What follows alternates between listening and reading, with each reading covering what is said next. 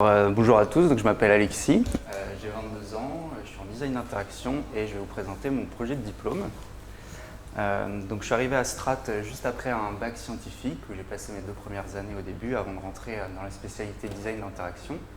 Et c'est ce qui m'a permis par la suite de faire mon premier stage de 3e année au CEA où j'ai développé les interfaces à l'intérieur du laboratoire d'interfaces sensorielles et ambiantes pour des démonstrateurs qui seront présentés après dans des salons. Juste après ce stage, je suis parti à l'étranger en Estonie, où je suis parti à l'Estonian Academy of Arts, dans un master en design et technologies futures, où j'ai eu l'opportunité de travailler sur un concept d'espace d'accueil pour migrants, un espace modulaire et facile à mettre en place en cas de crise migratoire. Et donc ensuite, je suis rentré en France et cette année, j'ai travaillé j'ai fait un projet avec la School Lab en partenariat avec Darty. Où pour faire assez rapide, on leur a proposé un nouveau service pour améliorer la durée de vie des appareils électroménagers, un service qu'ils ont beaucoup apprécié et qu'ils vont implémenter dans leur offre actuelle dans les années à suivre.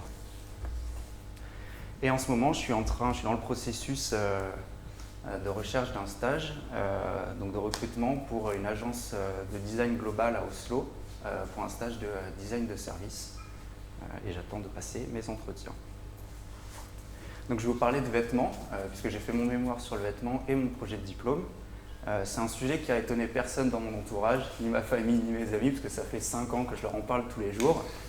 Je leur parle de vêtements tous les jours parce que je suis passionné de vêtements depuis quelques années, mais surtout des différentes matières textiles qui existent, la diversité et la richesse qu'il peut y avoir au sein de ces pièces, toutes les méthodes de fabrication et de conception des produits, et ensuite surtout la manière dont ils évoluent à travers le temps. Comment est-ce qu'un vêtement, après 5 ou 10 ans, va s'améliorer et va évoluer. Donc je suis passionné de vêtements, mais j'en achète pas, ou en tout cas j'en achète très très peu. J'achète que quelques pièces par an, parce qu'elles ont un impact conséquent. Et du coup, je prends beaucoup de temps, des mois, voire des années, avant de choisir un vêtement à remplacer dans ma garde-robe ou pour répondre à un besoin. Et donc c'est avec cette philosophie-là que j'ai écrit mon mémoire, qui s'appelle « Le vêtement signe destructeur ». Un signe destructeur parce que dans le contexte actuel où on vit, tous les seuils d'exploitation durable de la Terre ont déjà été dépassés et pourtant l'industrie de la mode continue à tourner à plein régime et est complètement dévastatrice environnementalement et socialement. Donc c'est avec ce constat que j'ai développé ma question initiale, qui est quel sacrifice impose le besoin de s'habiller de manière éthique ? Un besoin que normalement il n'y a presque plus besoin de justifier de par le contexte actuel, mais je vais quand même présenter 2 chiffres que je trouve importants. Le premier qu'on entend peut-être, c'est que l'industrie de la mode, c'est 1,2 milliard de tonnes de CO2 rejetées par an et que c'est plus que les transports maritimes et le transport aérien combinés sur une année. Et un deuxième chiffre qu'on a moins l'habitude d'entendre, mais qui est extrêmement important tout de même, c'est qu'au Bangladesh, les enfants de moins de 14 ans travaillent 64 heures par semaine pour être payés à peine 30 € par mois, et ça pour fabriquer nos vêtements à nous, pour les vêtements de notre société. Et donc de l'autre côté de ce travail, de l'autre côté, c'est notre côté de consommateur, où on consomme ces vêtements et où on n'est pas conscient de la production qui est nécessaire derrière chacun de ces produits, ou en tout cas, si on en est conscient, on essaye de l'oublier et de la mettre de côté pour se focaliser juste sur le vêtement. Notre consommation de vêtements, elle est illimitée parce qu'elle s'inscrit dans un besoin d'imitation et un besoin de différenciation au sein de notre société. Et elle ne s'inscrit pas du tout dans une réflexion, dans un système de satisfaction où on pourrait, une fois après avoir rempli nos besoins de vêtements, s'arrêter dans notre consommation. Ce n'est pas le cas, du coup elle est limitée et continuera à jamais. Et cette consommation de vêtements, elle a beaucoup évolué ces dernières années. Si initialement elle était la consommation d'un produit, elle est maintenant la consommation simplement d'un signe et d'un symbole. Et le problème avec ça, c'est que tous ces signes et ces symboles évoluent actuellement de manière effrénée, et ça dirigé par en partie la fast fashion, actrice principale de l'industrie de la mode de notre société. Individuellement, on a tous une recherche d'une identité stylistique, ou en tout cas on essaye tous de présenter une identité stylistique qui s'inscrit dans des groupes de styles qu'on peut identifier au sein de notre société. Et dans ces groupes de styles, il y a pour chacun d'entre eux des opportunités pour une mode durable à travers différentes solutions, que ce soit l'utilisation de fibres naturelles, de fibres recyclées, ou encore l'achat de seconde main ou la production de vêtements de grande qualité et d'achats très limités. Mais malgré toutes ces opportunités pour une mode durable, la fast fashion tire les consommateurs, les éloigne de ces comportements de consommation responsables et les entraîne vers une consommation non responsable et effrénée de vêtements, en générant toutes les tendances qui vont créer les besoins chez les consommateurs et en produisant elles-mêmes les vêtements qui vont répondre à ces besoins-là. Et donc finalement, ce que j'identifie dans mon mémoire, c'est qu'à la fin, l'élément clé pour faire évoluer tout ça, c'est le comportement des consommateurs qui doit changer. Donc ma direction, c'est de faire changer le rapport actuel que les individus ont aux vêtements. Mais faire changer le rapport actuel aux vêtements, c'est sacrifier le rapport symbolique qu'on a aux vêtements pour le réinventer dans un contexte plus éthique.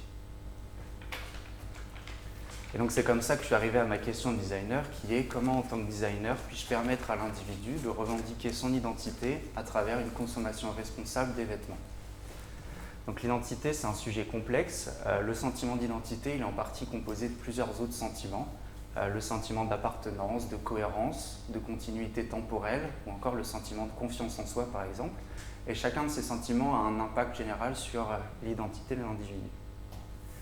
La construction de cette identité, elle est paradoxale, parce que dans une première étape, il y a un besoin de l'autre, de la différence de l'autre, pour pouvoir prendre conscience de sa propre expérience et de sa propre identité.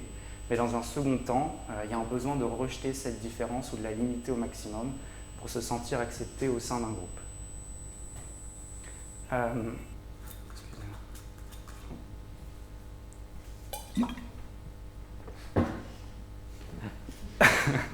Et donc finalement, dans mon projet, permettre de revendiquer, aider les individus à revendiquer leur identité, c'est leur permettre d'être l'auteur de leur soi, c'est leur permettre de développer leur confiance en soi et c'est finalement leur permettre d'avoir conscience de leurs propres différences au sein des groupes de la société. Donc la consommation responsable, comment moi je la définis? Je la définis à travers 4 points importants. Le premier, c'est une consommation limitée, donc avec moins de vêtements à consommer. Le deuxième, c'est si consommation il y a, c'est la consommation de vêtements qui sont faits dans des matières naturelles certifiées ou dans des matières recyclées. Des vêtements qui sont confectionnés proches, idéalement en Europe, ou alors dans d'autres pays s'il y a des savoir-faire qui sont importants, comme au Japon par exemple. Et enfin, en dernier point, c'est le design des produits qui a été fait pour développer une qualité avec pour objectif de faire durer la durée de vie des produits. Donc pour développer mon projet, je me suis intéressé à l'expression de l'identité à travers le vêtement des individus et à leur comportement de consommation. Donc j'ai pu toucher à peu près 250 personnes pour avoir des retours sur ces éléments-là et j'en ai relevé des constats clés. Le premier, c'est le fait que 72% des personnes qui ont participé à ce sondage m'ont indiqué être influencées dans leur identité stylistique par moins de 5 entités. Alors les entités, c'est des marques, des influenceurs, des magazines, et donc ça montre quand même un cloisonnement de l'envie de son expression stylistique et non-ouverture à d'autres styles qui pourraient permettre de le développer et le détacher des tendances qui sont présentes dans la fast fashion. Le deuxième constat clé que je fais, c'est que 50% des personnes que j'ai interrogées passent moins d'1 heure entre le moment où elles découvrent un vêtement pour la première fois et le moment où elles décident de l'acheter. Et donc c'est cet achat impulsif que j'ai pu lier par la suite à une consommation non responsable, puisque je me suis rendu compte que toutes les personnes qui m'indiquaient acheter avec un temps de décision plutôt court s'évaluaient elles-mêmes comme étant consommatrices de vêtements non responsables. Donc c'est un point clé que je présenterai après dans mon projet, ce temps de décision. Et enfin, le dernier élément que je mets en avant, c'est le fait qu'il y a un manque de connaissances flagrant dans les fibres textiles chez les jeunes adultes de notre génération, autant sur leurs propriétés et l'avantage de ces fibres textiles que leur impact. Donc mon objectif à moi, c'est de faire changer les mentalités et les comportements d'achat quant aux vêtements. Donc j'ai identifié 4 leviers clés pour pouvoir faire changer les comportements. Le premier, c'est la prise de conscience de la situation actuelle pour avoir envie de faire évoluer ces comportements. Le deuxième levier, c'est l'éducation et l'assimilation de connaissances sur le sujet. Le troisième point, c'est l'expérimentation du nouveau comportement et l'application de ce comportement. Et enfin, le dernier élément, c'est la réflexion ou la conscience sur ce propre comportement pour justement passer au palier supérieur et adopter ce comportement pour une durée longue. Donc à qui est-ce que je décide de m'adresser? C'est déjà défini un petit peu dans ma question de designer. C'est-à-dire que sur cette petite boussole, je m'intéresse aux personnes qui sont placées sur cette zone noircie ou grisée, qui correspond aux individus qui ont des comportements de consommation peu responsables ou qui ont des problèmes d'expression ou qui ont des problèmes d'expression de leur identité. Mais alors plus précisément, je m'intéresse aux jeunes adultes qui sont financièrement indépendants, qui ont entre 20 et 30 ans, qui consomment des vêtements à travers l'industrie de la fast fashion, mais qui sont tout de même sensibilisés à leur impact et qui pour autant n'ont pas encore fait le premier pas pour une consommation plus responsable. Alors pourquoi est-ce qu'ils n'ont pas encore fait ce premier pas? Ils ne l'ont pas fait parce que déjà ils sont bloqués pour l'instant dans un cycle qui est le système de l'adaptation hédonique, où finalement à chaque étape où ils comblent un besoin en consommant un produit, ils vont s'adapter à ce niveau de ce produit et en vouloir toujours plus, encore et encore plus. Et donc ils sont bloqués dans ce cycle qui va les empêcher de passer vers des comportements de consommation plus responsables. Et enfin, j'ai relevé à travers mes différentes interviews qu'il y a la force des habitudes et la facilité d'accès aux vêtements de la fast fashion qui est un point fort important et qui fait que beaucoup de personnes sont découragées ou en tout cas ne font pas l'effort de faire évoluer leur comportement de consommation. Donc ce qu'il faut faire par rapport à tout ça, en tout cas ce que j'ai décidé de faire, c'est de me rapprocher de l'existant et donc de m'intégrer directement en magasin, dans un espace physique. Donc ce que je propose, c'est une expérience d'achat qui soit responsable et qui se passe en magasin. Et donc dans mes premières étapes de design, ma première direction, ça a été d'utiliser deux éléments principaux. Le premier, c'est l'expérimentation textile. Donc c'est éduquer les individus sur les textiles, leurs propriétés, leurs avantages et leur impact directement en les touchant, en essayant les pièces. Et en deuxième étape, l'expérimentation stylistique qui était pour moi la proposition d'essayage de différentes pièces de styles différents pour pouvoir s'ouvrir à d'autres champs stylistiques. Et suite à cette direction, j'ai pu prototyper différents espaces, différents parcours que j'ai fait tester à des individus à travers des entretiens et donc j'ai itéré petit à petit pour arriver au parcours final. Donc à la base, j'avais identifié plusieurs espaces que j'avais agencés avec un parcours qui était lié, donc avec des éléments présents comme un musée textile, un atelier d'upcycling, des espaces pour avoir des entretiens de stylisme, etc. Et petit à petit, à travers les entretiens que j'ai eus et les retours qu'on m'a fait, ces espaces ils ont évolué jusqu'à arriver à Riedus. Donc Riedus, c'est le projet que je vous présente aujourd'hui. Riedus, c'est une expérience pour développer son rapport aux vêtements dans une direction plus raisonnée. Et donc, dans ce parcours, l'individu il est guidé tout au long, dans un parcours qui est découpé en deux étapes. La première, c'est la sensibilisation et la deuxième, c'est l'expérimentation. Et donc, l'objectif de ce parcours, c'est de faire changer les comportements de consommation des individus. Donc, ce parcours, il s'inscrit dans un espace que j'ai prototypé, avec, comme je le disais, en première étape, une sensibilisation qui est guidée au sein de deux couloirs, avant d'arriver dans un espace où des vêtements sont présents, pour une expérimentation du vêtement et la fin du parcours. Donc l'étape un petit peu zéro de ce parcours, c'est l'accueil de l'utilisateur par un conseiller sur place qui va lui présenter, le concept store et le parcours qu'il va vivre au sein de cet espace. Ensuite, l'étape 1 qui initie vraiment tout ce parcours, c'est une étape de diagnostic où, avec pour objectif de faire prendre conscience de l'état actuel des vêtements et de la tenue de l'utilisateur, le conseiller va le questionner sur deux pièces qu'il porte actuellement, donc la pièce principale en haut et la pièce principale en bas, et lui demander donc de quelle marque proviennent ces vêtements, quelle est leur composition, et pendant combien de temps est-ce qu'il compte les porter ou les garder. Et donc à partir de ces réponses, elles vont chacune être classées dans différentes catégories. Donc pour les matières, si c'est un vêtement à majorité synthétique, naturel, 100% naturel, ce sont des matières recyclées. Et donc en fonction de ces différentes réponses, sa tenue va être classée dans un des 4 univers que j'ai définis, 4 univers qui finalement représentent des niveaux de responsabilité de la tenue de l'individu au moment où il rentre dans cet espace. Et donc suite à suite à la génération de ces univers-là, il va continuer à avancer dans le couloir et arriver dans cette deuxième étape de constat où tout l'espace va évoluer en fonction des réponses qu'il aura données au conseiller. Donc la première chose qui va évoluer, c'est la luminosité de l'espace, où en fonction de l'univers dans lequel sa tenue est placée, les couleurs et la lumière de cet espace vont être plutôt froides et ternes s'il est dans un univers de tenue plutôt non responsable, et vers des couleurs plus chaleureuses et plus agréables s'il est dans l'univers 4. Dans cet espace, il y aura également des écrans d'affichage et donc en fonction, pareil, de l'univers dans lequel sa tenue aura été placée, les informations sur les écrans vont évoluer. Donc elles seront toujours sur 5 thèmes importants: l'impact environnemental, l'impact pour les humains, la santé, l'impact pour les animaux et la durabilité des produits. Et donc il y aura des écrans qui seront prédéfinis par chacun des univers et qui se lanceront au moment où le parcours débutera dans cet espace. Et enfin, dernier point de cet espace, il y aura des vêtements qui seront présentés sous les écrans, un vêtement par niveau d'univers, et il sera mis en avant le vêtement qui correspond à l'univers de la personne, et ce seront des vêtements qui auront été présentés après plusieurs années d'utilisation pour pouvoir voir comment est-ce que le vêtement évolue en fonction de ces différents niveaux.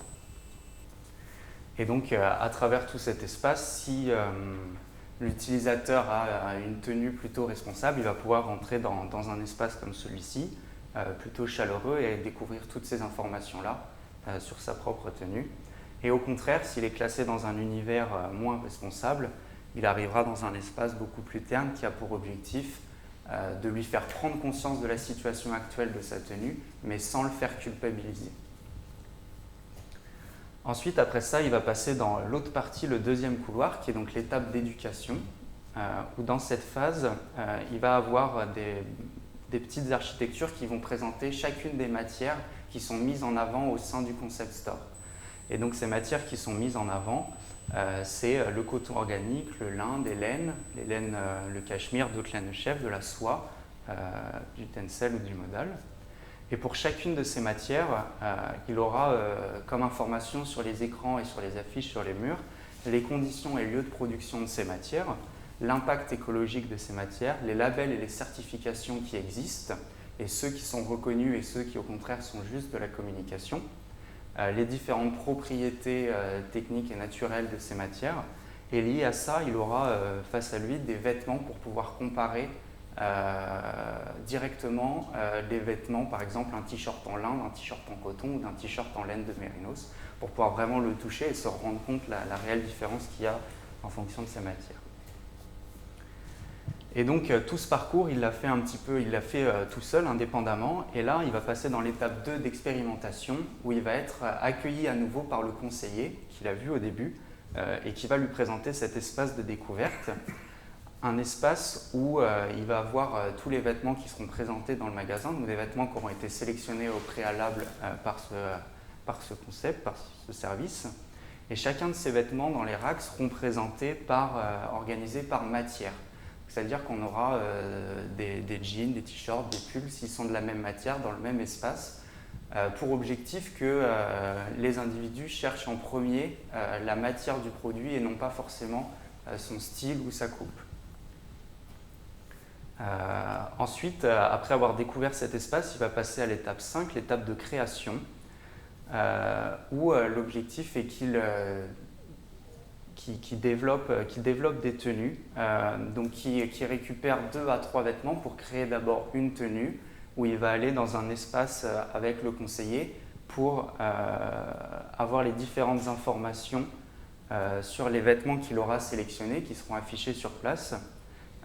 Et ensuite, il va pouvoir échanger, discuter avec le conseiller sur sa vision du vêtement, sur les directions qu'il aimerait prendre, etc. Et refaire ce processus 2 à 3 fois pour créer 3 tenues différentes avec pour objectif qu'elles soient les unes après les autres, toujours un petit peu plus poussées et toujours un petit peu plus osées dans un espace dédié. Et ensuite, après avoir créé ces tenues dans ce même petit espace, il va rentrer dans son processus de sélection ou de questionnement des vêtements qu'il aura choisis. Et donc dans cet espace, il pourra visualiser les différents vêtements qu'il aura choisis au préalable et accompagné par le conseiller, se questionner petit à petit sur ses besoins par rapport à ces vêtements.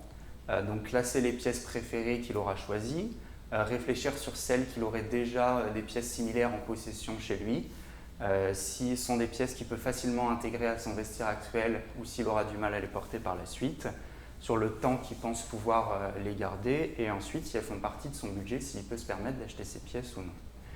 Et toute cette réflexion accompagnée par le conseiller, elle a pour objectif d'aboutir à un vêtement. Donc petit à petit, la sélection va se réduire pour arriver à un vêtement, une pièce qui sera finalement la combinaison entre le plaisir, le coup de cœur des vêtements qu'il aura choisis et une réflexion plus raisonnée en rapport avec ses besoins à lui et l'impact de ces pièces. Et donc après ça, il va arriver donc à la dernière étape dans cet espace, l'étape d'achat, où il pourra uniquement acheter ce vêtement sélectionné et aucun autre. Et donc suite à cet achat,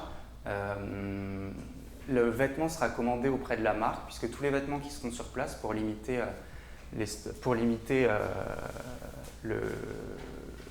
tous les vêtements qui seront sur place seront les vêtements d'exposition ou les vêtements d'essayage pour éviter qu'il y ait des stocks. Et donc le vêtement lui sera envoyé par la suite par la marque directement avec un packaging adapté pour ce service-là. Et donc en sortant de cet espace, il va continuer dans sa vie et puis par la suite, le week-end ou dans la semaine, il va pouvoir avoir un retour sur son expérience au sein d'une application qui lui aura été présentée à la dernière étape de son parcours. Et donc sur cette application, il va pouvoir avoir un résumé sur tout ce qu'il a fait dans cet espace. Un résumé tout d'abord sur sa première étape de diagnostic, sur ses tenues, sur l'univers dans lequel il a été placé, et puis des informations de connaissances sur les différentes matières, comme celles qu'il a vues dans l'espace. Et enfin, tout son processus avec ses créations de tenues, les vêtements qu'il a sélectionnés, les photos qui sont liées à ça, et puis tout son processus de questionnement et de sélection pour arriver aux vêtements qu'il aura choisis par la suite. Et donc dans cette application, il va pouvoir accéder donc à ces différentes expériences passées et voir au début donc, les photos des tenues qu'il aura créées avec les vêtements associés.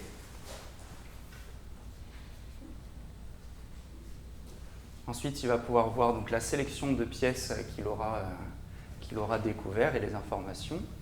Et là, il va pouvoir voir donc, tout son processus avec d'abord les pièces qu'il a choisies préférées, ensuite les pièces qui étaient faciles à intégrer dans ses tenues, donc qui se réduisent petit à petit au fur et à mesure de sa sélection, jusqu'à arriver à la pièce qu'il aura choisie à la fin.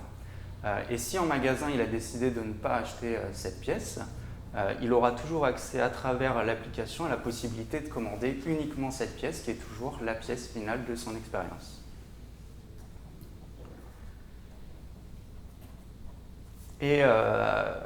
Et donc après tout ce processus, à la suite, il aura la possibilité de revenir plusieurs fois s'il le souhaite. Et pour la suite de ses nouveaux parcours, la différence, donc il aura toujours cet espace de sensibilisation qui normalement devrait évoluer au fur et à mesure que ses comportements de consommation évoluent. Et pour sa partie d'expérimentation, il pourra être beaucoup plus indépendant puisqu'il y aura des cabines qui sont mises à disposition avec une tablette pour donc scanner les vêtements et avoir toutes les informations qui sont liées par rapport à sa création de tenue et prendre en photo ses tenues, et un écran d'affichage qui présentera toutes ces informations-là, et il pourra suivre à travers cet outil numérique le même processus qu'il a fait avec le conseiller, mais cette fois-ci de manière indépendante dans cet espace. L'objectif, c'est qu'il fasse évoluer ses comportements de consommation. Donc une fois qu'ils ont évolué dans cet espace, il faut qu'ils soient appliqués ailleurs, dans d'autres magasins. Et donc pour ça, je propose une application aussi qui va retracer tout ce parcours et qui pourra utiliser au moment où il consommera dans un autre magasin. Donc si par exemple il rentre chez Zara, il va pouvoir voir dans une première étape un petit peu la matériothèque de Zara. Donc il va reprendre comme au début du processus les informations sur l'impact environnemental, l'impact humain, la durabilité des produits, mais d'une manière très, très illustrée, très graphique, pour qu'il n'ait pas les informations brutes, mais juste ce ressenti de l'impact de ces vêtements-là. Et par la suite, s'il décide de cliquer sur ces différents éléments, il pourra accéder aux informations plus précises. Et tout ça sera fait en partenariat avec l'entreprise Clear Fashion, qui a développé une application actuelle qui fonctionne un petit peu comme Yuka pour les vêtements et qui du coup présente des informations très très techniques sur chacune des pièces et qui vont vraiment faire des audits chez les marques.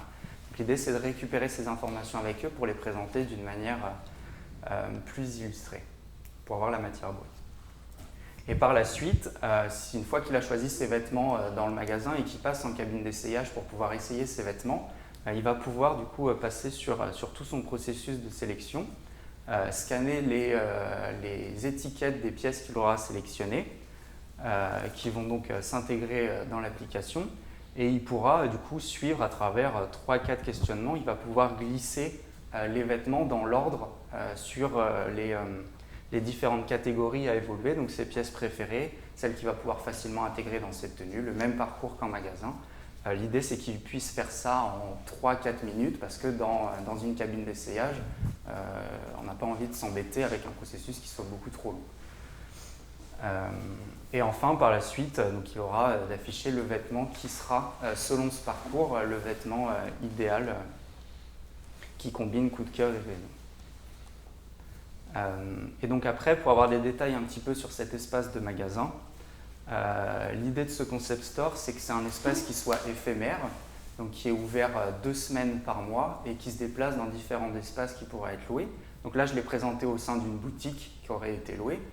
Mais il pourrait également être présent dans des espaces comme le Palais de Tokyo ou la Cité de la Mode.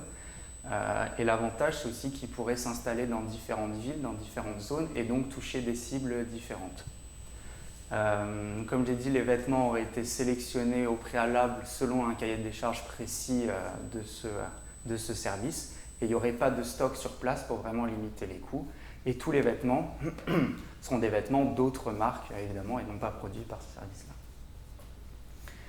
Et enfin, pour cet espace, pour la gestion des flux, il y aurait 2 conseillers en magasin et l'espace pourrait accueillir 8 clients au maximum pour que l'expérience et le parcours de chaque individu soient optimales et qu'il n'y ait pas de rencontres et que chacun puisse avoir sa place dans ces différents espaces et évoluer tranquillement. Donc les bénéfices de ce service pour les différents utilisateurs, c'est de développer leur connaissance leur connaissance textile, pour pouvoir faire des choix à la fin plus raisonnés sur leur comportement de consommation. C'est donc avoir des comportements de consommation qui, petit à petit, en étant accompagnés, vont devenir de plus en plus responsables. C'est pouvoir s'exprimer personnellement à travers le vêtement et pouvoir assumer de manière plus importante son expression stylistique au sein de la société. Et enfin, c'est essayer de rééquilibrer un petit peu les forces qu'il y a face aux tendances qui sont générées par la fast fashion, où la majorité des individus sont tellement influencés par ces tendances qu'ils ne consomment qu'en répondant à celles-ci. Donc pour conclure, je partais sur le postulat qu'il fallait vraiment faire évoluer le comportement d'achat des consommateurs parce qu'il y avait déjà énormément d'opportunités dans l'industrie pour avoir une consommation plus responsable. Et donc mon objectif de ce projet, c'est vraiment de les accompagner petit à petit et d'éviter de les pousser à avoir une pression de « il faut changer de comportement là, maintenant, en 5 secondes et demain, acheter beaucoup plus responsable ». Donc tout ce processus, c'est vraiment un parcours pour les accompagner petit à petit, les entraîner et passer différentes étapes pour arriver petit à petit à une consommation plus responsable. Merci beaucoup pour votre attention et je suis ouvert à toute question précisément. Merci Alexis. Merci. Des questions? Ouais. C'est quoi l'étape qui fait qu'on arrive dans le magasin? Alors si c'est le premier moment où il arrive, c'est soit en passant devant si c'est une boutique, si c'est intégré dans un espace comme le musée de la mode ou le palais de Tokyo, ce serait un événement qui serait créé pour attirer les gens. La première étape, je pense que ce serait vraiment une partie événementielle, et donc il y aurait de la communication dessus pour présenter l'espace, et sûrement une communication, un partenariat avec les marques qui représenteraient leurs vêtements sur place pour la première étape. Et ensuite, par la suite, avant de rentrer au magasin, il y aurait un système de prise de rendez-vous une fois que les gens connaissent l'espace pour pouvoir fluidifier les flux sur place et éviter d'être bloqués à l'entrée si c'est déjà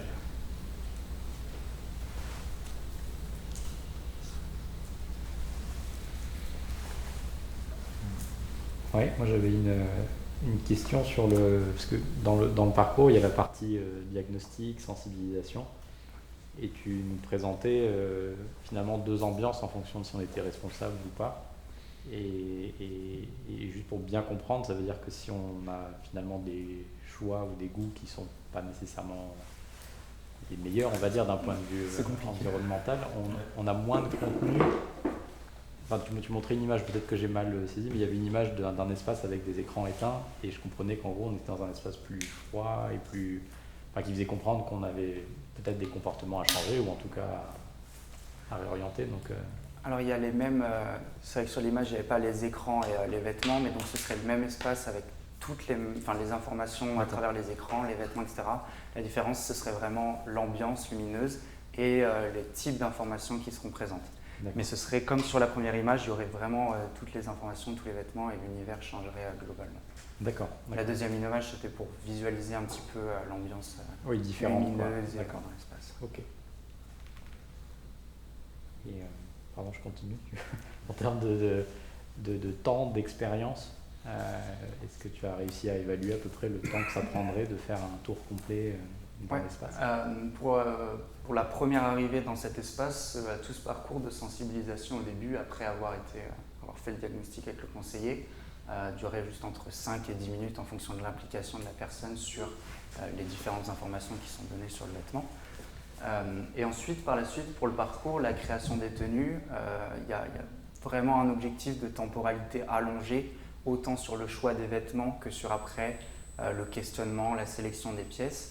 Donc ce serait un parcours qui serait évalué entre 30 et 45 minutes, pareil en fonction des envies des utilisateurs.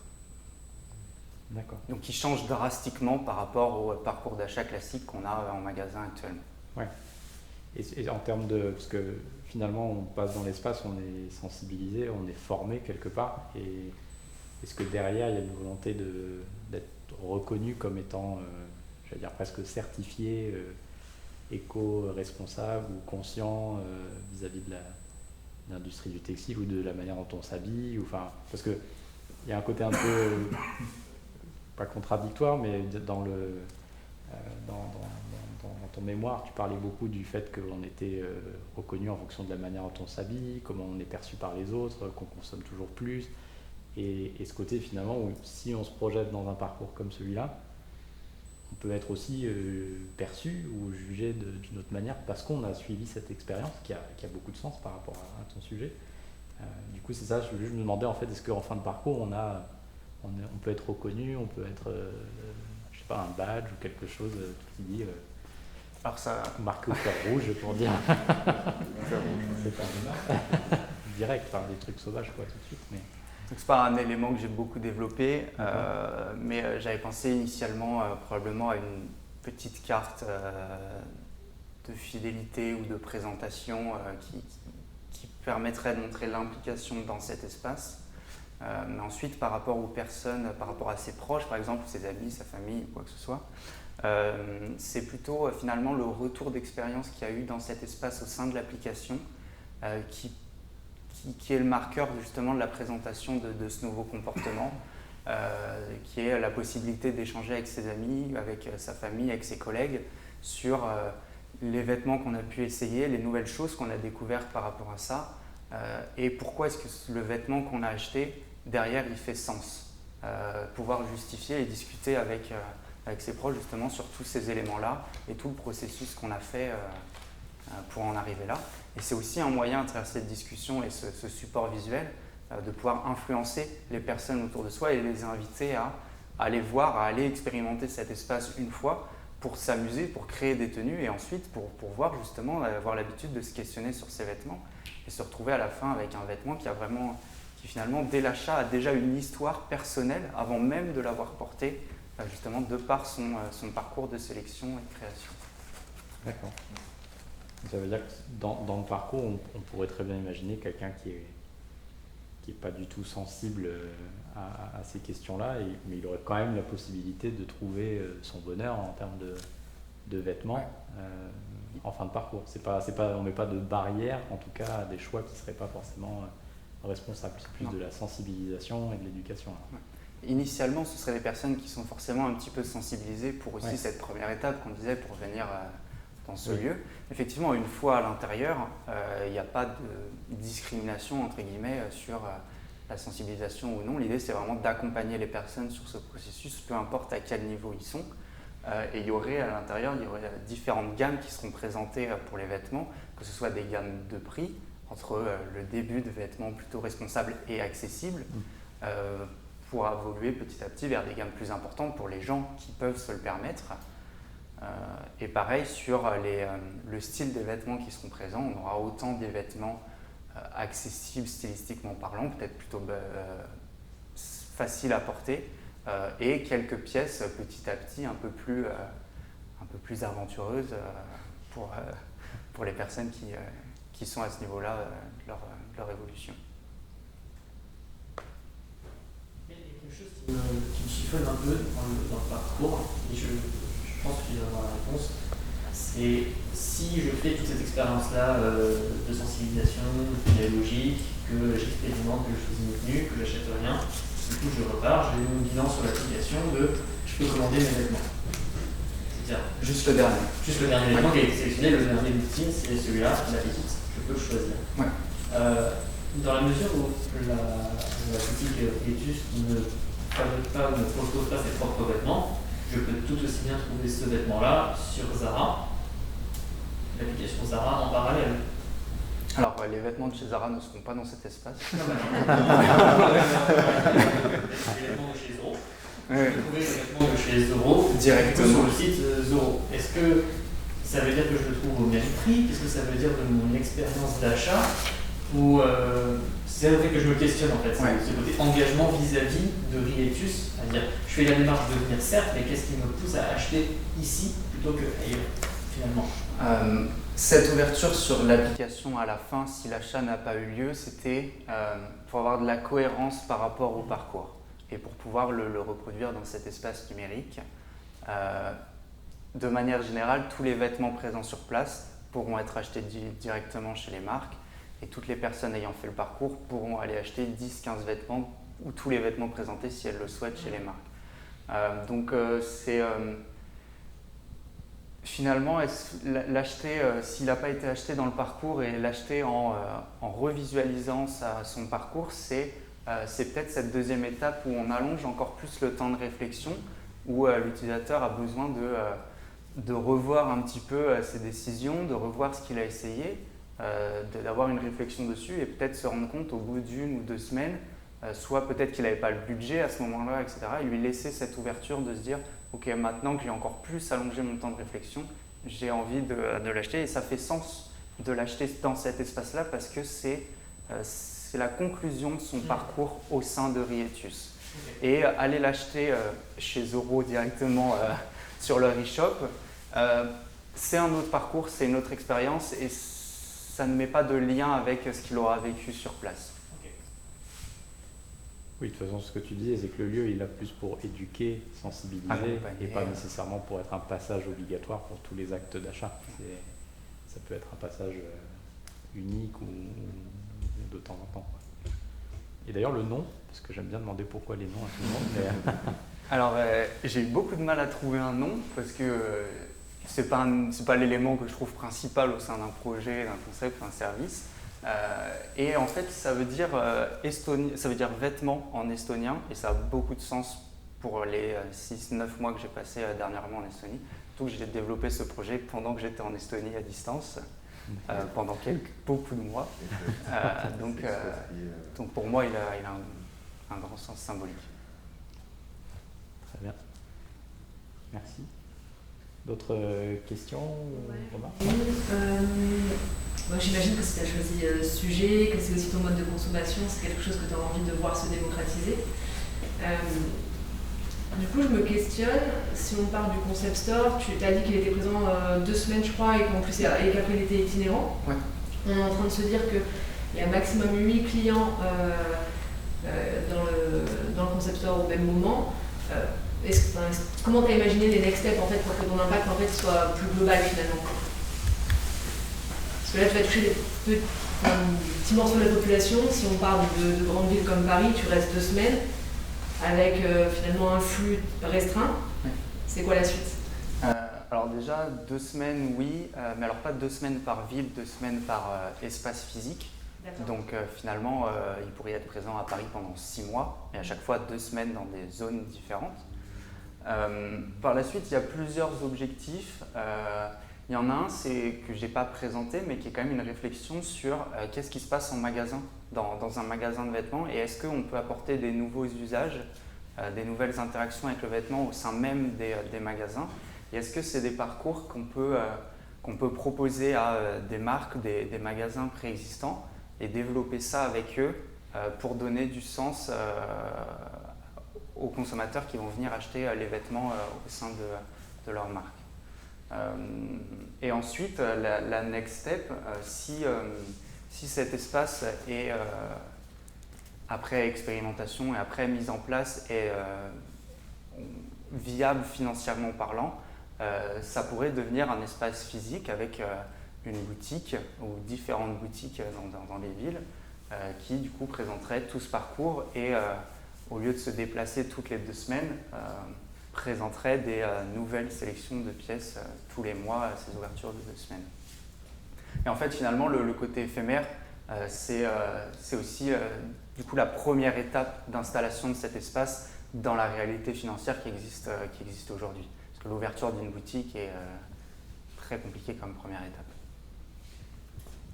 Donc ça nécessite quand même, si j'ai bien compris, que tu travailles sur des partenariats avec d'autres marques que tu auras sélectionnées en fonction de tes valeurs et de ce que tu as envie de représenter au sein de Rébus. En fonction de celle du service, ouais. Et pas de mes valeurs, mais oui, c'est ça, c'est de travailler en partenariat avec des marques. Et c'est pour ça aussi qu'il n'y aura pas de stock sur place. Et l'idée, c'est de pouvoir avoir des dépenses sur une quantité de vêtements la plus limitée possible, en tout cas tout en favorisant le parcours du consommateur.